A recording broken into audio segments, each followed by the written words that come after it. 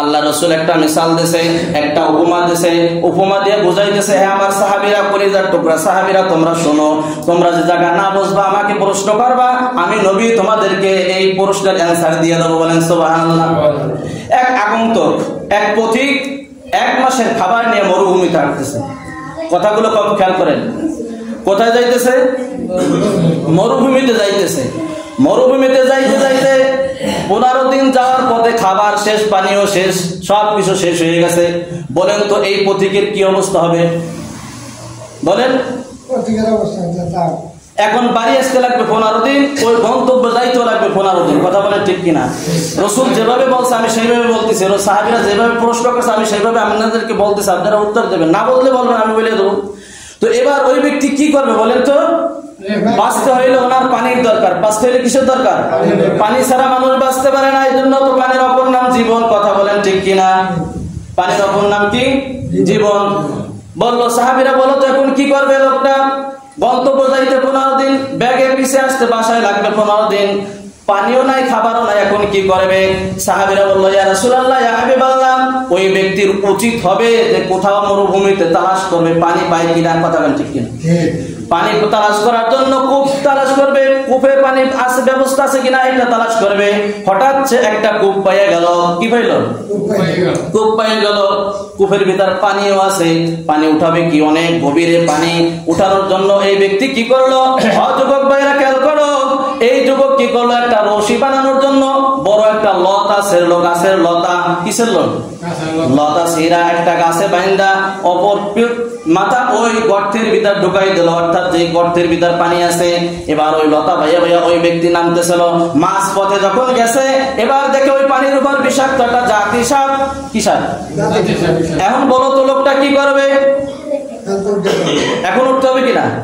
কারণ এক জীবন বাঁচাইতে গেলে যায় তো আর এক জীবন মারা যায় না। কথা বলেন ঠিক কিনা? এবার উঠতে আসে, এবার উপরে উঠতে তাকায় দেখে যে গর্তের মুখে একটা বাঘ। কি বলেছে? বলো তো সাহাবীরা, এই লোকটা এখন কি করবে?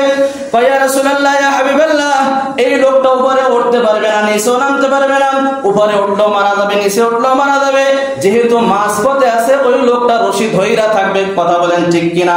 বাঁচার জন্য চেষ্টা করবে, যত চেষ্টা সে করবে। হঠাৎ দেখে যে 2টা ইঁদুর আসছে জঙ্গল থেকে। একটা ইঁদুর হলো কালো আর একটা ইঁদুর হলো সাদা। এই 2টা ইঁদুর, একটা ইঁদুর আর দিনের বেলা এরকম ভাবে কুটকুট কুটকুট কইরা ওই রশিটা কাটতেছে, বা ওই তারটা কাটতেছে, ওই লতাটা কাটতেছে, যা বলেন আপনারা, যে ভাষা বুঝেন। ওই তারটা কাটতেছে, ওই লতাটা কাটতেছে। দিনের বেলা যে ইঁদুরটা কাটে, রাতের বেলা ওই ইঁদুরটা বইসা থাকে। আবার রাতের বেলা যে ইঁদুরটা টুকটুক টুকটুক কইরা কাটে, আর দিনের ইঁদুরটা ওই ফেলে বইসা থাকে। বলো তো সাহাবীরা, এর অবস্থা কি হবে এখন? কয় হুজুর, ওর মৃত্যু ওই পর্যন্ত আছে, ওর হায়াত ওই পর্যন্ত আছে, যত সময় ওই লতাটা কাটতে বাকি আছে। কথা বলেন ঠিক কিনা? লতা কাটা শেষ, মৃত্যু শেষ। লতা কাটা শেষ, কথা বোঝেন না? উপরে বাঘ, নিচে সাপ, লতা কাটতেছে তো ইঁদুরে, লতা তো কাটতেই আছে। দিন যায়, দিনেও কাটে, রাতেও কাটে। তো বাঁচার কোনো রাস্তা আছে?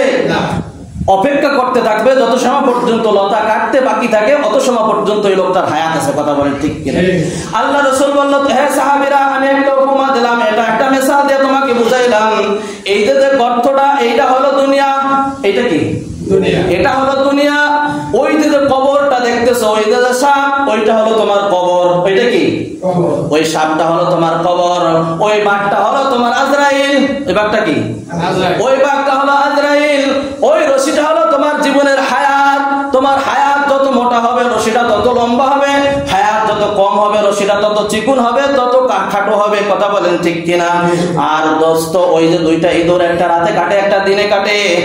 একটা রাতে যেটা কাটে ওটা হলো দিন, যেটা দিনে কাটে ওটা হলো দিন। আর যে সাদা যেটা, ওইটা হলো দিনে আসে। কালো দিনটা, ওইটা হলো রাত, ওইটা হলো রাতে এসে তোমার হায়াত দায়ভাবে টুকটুক টুকটুক কইরা কাটে। ঘড়ির কাটা যেরকম টুকটুক টুকটুক কইরা চলতে থাকে, তোমার আমার হায়াত ওইভাবে টুকটুক টুকটুক কইরা চলতেছে। কথা বলেন ঠিক কিনা? এটা একটা উপমা দিলেন আল্লাহ রাসূল। বলতেছে, ও আমার সাহাবীরা, তা শোনো, দুনিয়ায় কিন্তু থাকার জায়গা না, কেউ থাকতে পারবে না। যত রাজা বাদশারা আছে, কেউ থাকতে পারে নাই। আমি পয়গম্বর, আমাকে না বানাইলে আসমান জমিন লৌহ কলম কিছুই সৃষ্টি করা হইতো না। আমিও কিন্তু মারা যাবো, আমিও মৃত্যুশীল। এই জন্য ওই কবরে যাওয়ার জন্য তোমরা প্রস্তুতি গ্রহণ করো, আর কবরের সামানা জোগাড় করো। দুনিয়া সব কিছু সাজাইলা, কবর তো সাজাইলা না। কথা বলেন ঠিক কিনা? দুনিয়া সব সাজাইলা, সব কিছু সুন্দর, কিন্তু কবরের তো কিছুই করলেন না। এই জন্য মেরে দোস্ত বুজুর্গ, সময় থাকতে সময়ের কদর করার কোনো সময় আছে। আসো তওবা করো, 5 ওয়াক্ত নামাজ পড়া শুরু করো। আজকের থেকে মৃত্যুর আগ পর্যন্ত 1 ওয়াক্ত নামাজ কামাই দেব না, বলেন ইনশাআল্লাহ। পারবো তো? আল্লাহ তাআলা সকল ভাইদেরকে আমল করার তৌফিক দান করেন, বলেন আমিন।